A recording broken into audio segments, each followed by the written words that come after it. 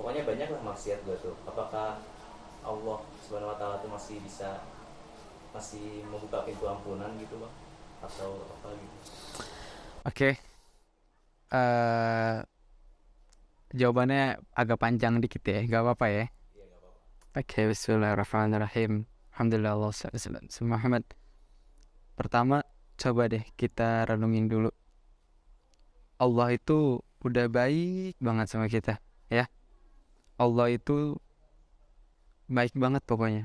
Kita nih yang sering membangkang, kita yang sering bikin dosa, tapi sampai sekarang Allah itu masih kasih kita nikmat banyak banget. Sampai saat ini, alhamdulillah nih kita masih bisa merasakan, menikmati, mencicipi nikmatnya beribadah di bulan Ramadan yang penuh barokah ini. Saya ingin mengawalinya dengan hadis Nabi Shallallahu Alaihi Wasallam. Ini hadisnya indah banget dan bikin kita tuh jadi lebih lega gitu. Apa? Kata Nabi itu dalam hadisnya, Rasulullah Shallallahu Alaihi Wasallam pernah bilang, Atta ibu mina dzambi kama la dzambalah. Orang yang bertaubat dari dosa seperti orang yang gak pernah buat dosa. Itu kata Nabi dalam hadisnya. Hadis tersebut tuh menggambarkan betapa besarnya kasih sayang Allah. Jadi Allah tuh sayang banget sama kita. Allah itu cinta banget sama hambanya. Cuman terkadang hambanya ini nih, manusianya ini, kitanya ini yang suka salah langkah ketika terjerumus ke dalam dosa. Yang suka salah bersikap ketika kita terjerumus ke dalam dosa. Ingat, setan itu pinter banget. Setan itu lebih intelektual dari kita, lebih jenius dari kita. Setan itu lebih banyak hafal hadis-hadis, lebih banyak hafal buku, lebih banyak hafal Quran daripada kita. Biasanya setan itu ketika kita terjerumus ke dalam dosa, setan itu berusaha ingin menjatuhkan kita ke dua lubang. Lubang pertama yaitu lubang rasa bangga diri. Jadi ketika kita berbuat dosa, kita ngerasa bangga diri, merasa keren. Biasanya anak-anak muda nih ketika dia minum minuman keras ngerasa keren, ngerasa gaul. Nah itu perbuatan demikian, perbuatan kayak gitu dosanya lebih besar. Hati-hati, dosanya lebih besar daripada dosa yang kita lakukan.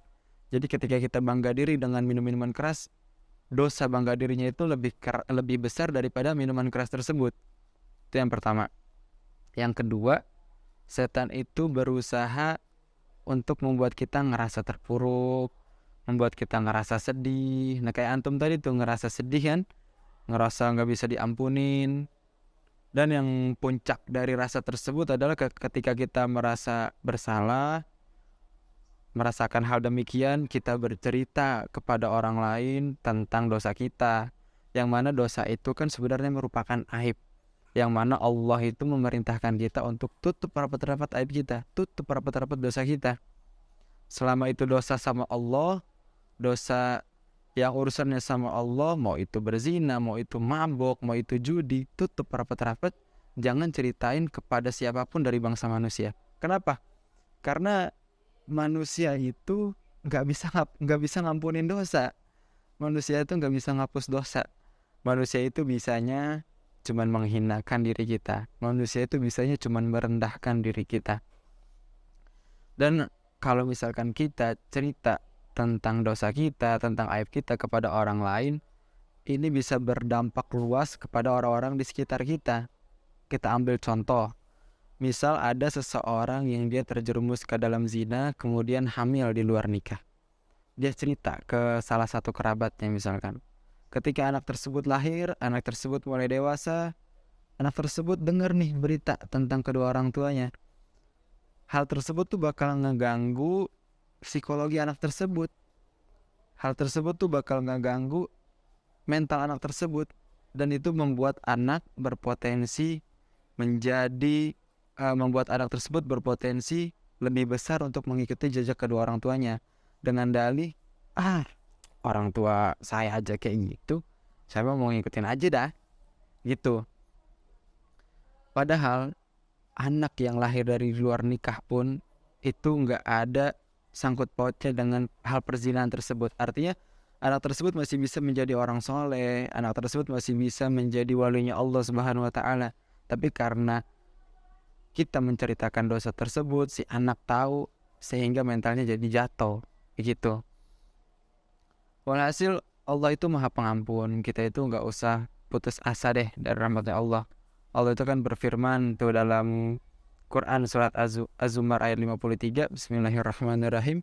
Qul ya ibadiyalladzina asrafu ala anfusihim la taqnatu min rahmatillah innallaha yaghfiru dzunuba jami'a innahu huwal ghafurur rahim. Wahai hamba-hambaku, kata Allah, kita yang masih dosa masih dipanggil hamba. Wahai hamba-hambaku yang melampaui batas dengan dirinya sendiri, jangan pernah berputus asa dari rahmatnya Allah, karena Allah itu mengampuni seluruh dosa, dan dialah Allah yang maha pengampun lagi maha penyayang.